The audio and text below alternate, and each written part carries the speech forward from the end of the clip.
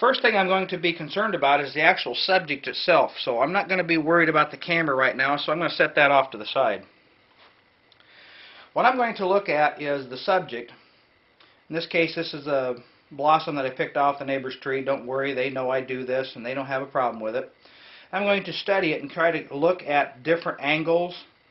And once I find an interesting angle, I'm going to try to figure out how I'm going to light it. But first thing I'm going to try to determine is the angle that I want to photograph the subject. Let's say I want to photograph this blossom here. Instead of simply throwing it into the third hands and photographing it with flat lighting straight on, I'm going to look at how the different angles that you can look at it look to me.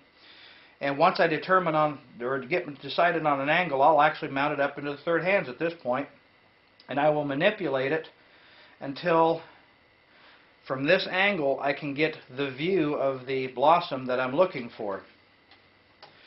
The next thing I'm going to do is I'm going to adjust my lighting.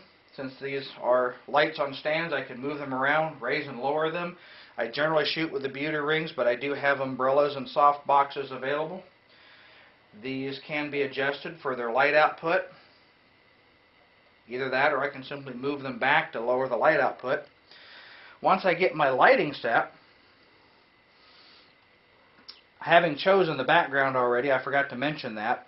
I generally shoot with black, but I can shoot with different colors. Once I get my angle and my lighting the way I want it, now it's time to bring in the camera gear.